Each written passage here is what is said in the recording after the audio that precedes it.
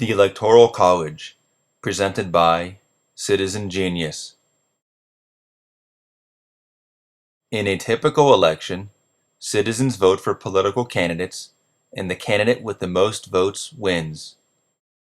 This is not how the United States President is elected. Instead, the Electoral College voting system is used. The Electoral College is an indirect system of electing the president. This means citizens don't actually vote for the president. Citizens vote for electors, then the electors vote for the president. The presidential candidate with a majority of electoral votes wins the election. Citizens vote on the Tuesday after the first Monday in November, although some states also allow for early voting. The outcome of the election is generally known that Tuesday night based on which electors are selected, but the electors officially vote for the president on the first Monday after the second Wednesday in December. The U.S. Congress formally counts the electoral votes on January 6th, and the winning candidate is sworn in as president on January 20th at noon. Because of the Electoral College system, there are two types of votes that are counted in a presidential election.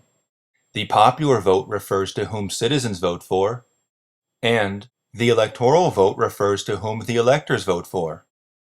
The popular vote decides who the electors are, and the electoral vote decides who wins the presidency. When citizens vote, they see the presidential candidates' names, but they are actually voting for electors who pledge to vote for a particular candidate.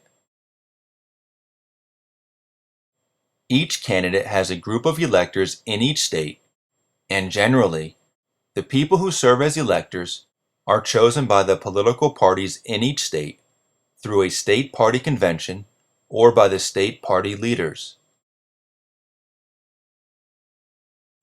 In each state, the candidate who gets the most popular votes wins all the state's electors. This is called a winner-take-all system.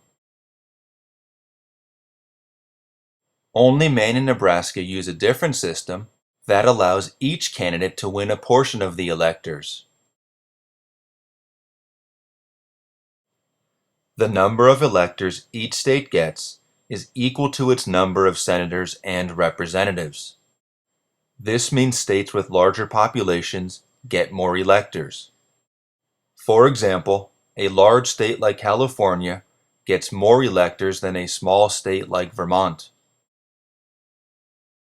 As a side note, it is important to emphasize that votes in the Electoral College are given to the states, not to citizens.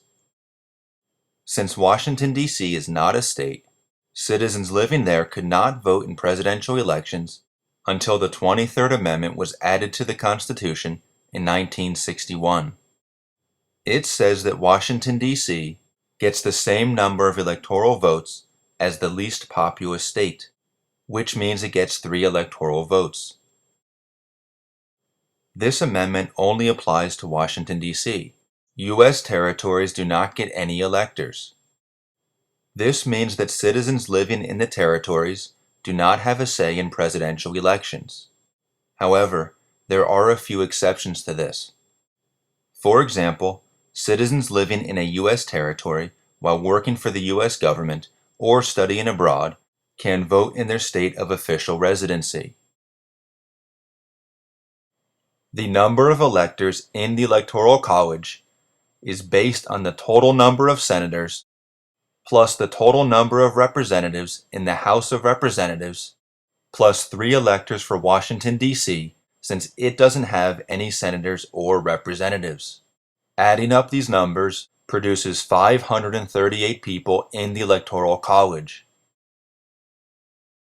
After citizens choose the electors in the general election, the 538 electors vote for the president. The presidential candidate who receives a majority of electoral votes wins. Therefore, a candidate needs at least 270 electoral votes to become president. If none of the candidates wins a majority, because two candidates split the vote 50-50, or because there are three or more candidates in the race and none of the candidates wins a majority. The House of Representatives chooses the president from the top three candidates according to the electoral vote. Each state gets only one vote, even if it has multiple representatives, and Washington, D.C. does not vote. The House votes until one of the presidential candidates receives a majority.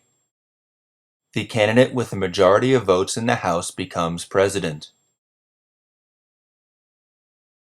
The Electoral College system was created by the Founding Fathers in Article 2, Section 1 of the Constitution, and it was revised by the 12th Amendment.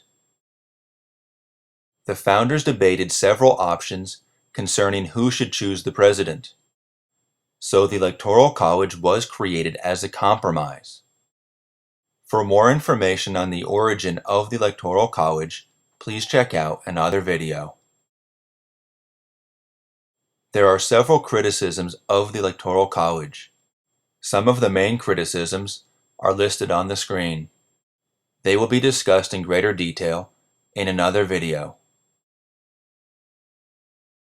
This has been a short overview of the Electoral College presented by Citizen Genius.